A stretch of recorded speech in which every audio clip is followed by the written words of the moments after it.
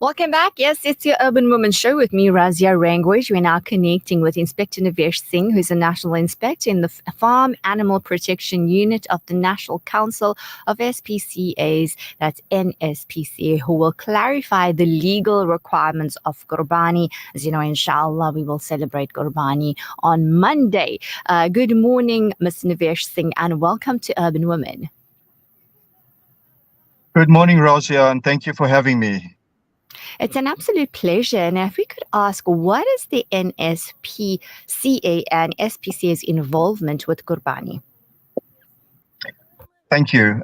Yes, the National Council of SPCAs, or NSPCA, and our SPCAs in the respective areas of South Africa has a legal obligation to all animals in the country. So it's not just Qurbani that we monitor. We monitor and inspect all manners of facilities where animals are kept and housed and used.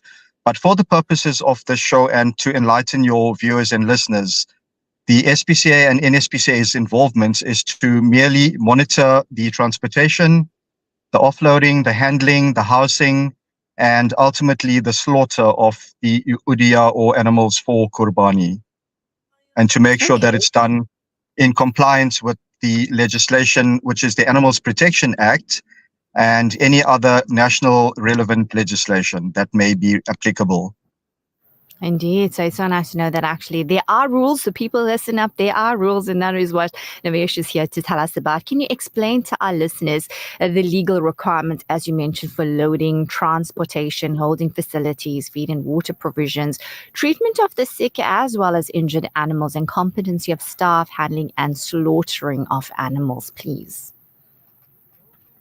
Thank you. So we, as the NSPCA movement, we advocate that animals must be sourced from the closest point of origin to the Qurbani sites or to the houses where the animals are going to be slaughtered. It's not always possible, but the shorter the distance, the better for the animals. And ultimately, it also helps with the meat quality if the animal is less stressed. So transportation does play a huge role to get the animals to the sites. So some of the issues that we come across is the transportation is not suitable for specific species. So large cattle, for instance, would be transported on the back of small vans or bakkies, and they are restrained with ropes and stuff like that. So that is not allowed. The vehicle has to be suitable for the animal species, and there also has to be non-slip surfaces on those vehicles. And the animal should not be tied, the leg should not be tied or bound, because that does cause bruising and injuries to the animals. Further to this, when the animals are being offloaded, there should be offloading ramps to facilitate easier loading and unloading of the animals. They shouldn't be jumping off the transportation. Then we come to the holding facilities where the animals are going to be kept up until the slaughter. There should be shelter for the animals. We could have inclement weather at any time. So the law requires that animals, if they are confined in an area, there should be suitable shelter for the elements. There must be food and water provided as well. And, a lot of people, unfortunately, think the animal is going to be slaughtered in a few hours, so we don't need to provide those. But let's be honest, it should be in the best interest of these animals, considering the sacrifice that we are making. And, sometimes these animals can get injured as well en route. So there should be a contingency with regards to treatment of the animals. And if the animals can't be treated, supposedly they have broken legs or broken horns or something, and then the animals are not deemed halal or not deemed permissible for slaughter. So these animals then need to be either treated by a veterinarian or they need to be euthanized to prevent further suffering. So a lot of animals are left until the end of Qurbani, and they then are subjected to unnecessary suffering in that regard. Then we come to the handling. Okay. Yes, Raja. So the handling is one of the most crucial aspects as well.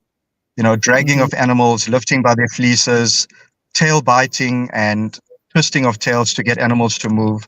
We see it everywhere. And, it's not just Qurbani, it's all over the place. And therefore, we are everywhere. So with regards to Qurbani, we all know it's the largest gathering of in South Africa and, well, the world over, where farm animals are transported and confined. So hence our involvement. And, we try to educate where we can. And that's basically our involvement as well, to make sure everything is streamlined and to ensure that there's safety for the human handlers as well, and, less stress on the animals.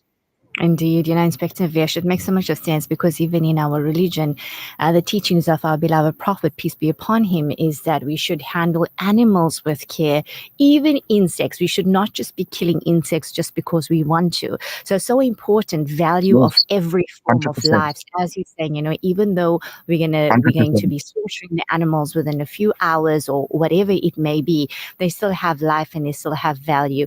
And the symbolism of the whole act of Qurbani in essence as well. Now, 100%. coming on to pre-stunning of animals, what would you say? Why is it advocated or preferred?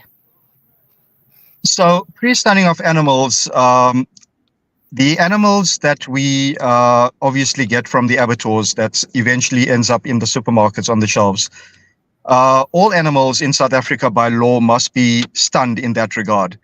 When it comes to religious slaughter, there is exemptions, such as Qurbani and Akika and such. But where pre-stunning actually is it assists the handlers. When you have an animal that's aggressive, you can get aggressive bulls.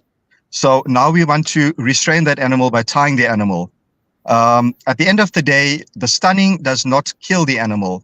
It merely renders the animal unconscious up until time that the throat is slit to bleed the animal. So with the small livestock in the abattoirs, they use electrical stunning on sheep and goats. And with the large animals, they use the captive bolt pistol. So even some export abattoirs that export to the Middle East countries and predominantly Muslim countries, they use a different kind of stunner where the bolt does not enter the skull of the animal into the brain, but it is a mushroom stunner. So it's a concussive stunner. You would place it on the same area of the skull like you would use a captive bolt pistol, except that there is no penetration. So the animal could still be deemed halal in that regard. But the animal does become unconscious because it suffers a blow to the head and the brain is obviously rendered inactive. So within 60 seconds, the animal must be slaughtered. So it does assist with more humane handling of the animals. And it's also a safety aspect when the public's dealing with large animals such as cattle and camels and such.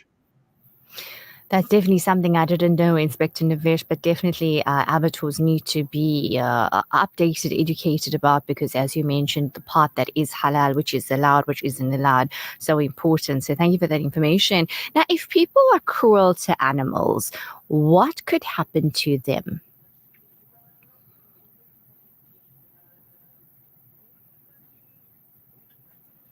Inspector Navesh? I think we probably lost him. There's kind of lag on my side as I'm watching the link here. We are actually live on Facebook and YouTube. And we were chatting to Inspector Navesh Singh, who is actually telling us more about, he's sharing with us clarity and the legal requirements with regards to Qurbani. And we got kind of cut off. And unfortunately, let's see, due to time, I think we may have to wrap up there. But if you've listened and you were watching or you were wondering or you haven't watched, shall I say, that was Inspector Navesh Singh, and he was just chatting with us about the legal requirements. And that's the beauty of our deen, that if you follow what is sunnah, then it is sunnah to be kind to animals. Let's go for a quick break, but I'll be back in a bit. And let's find out more about the beautiful aspects of these beautiful 10 days that we are in. We're connecting with Maulana Salim Karim shortly. Stay tuned.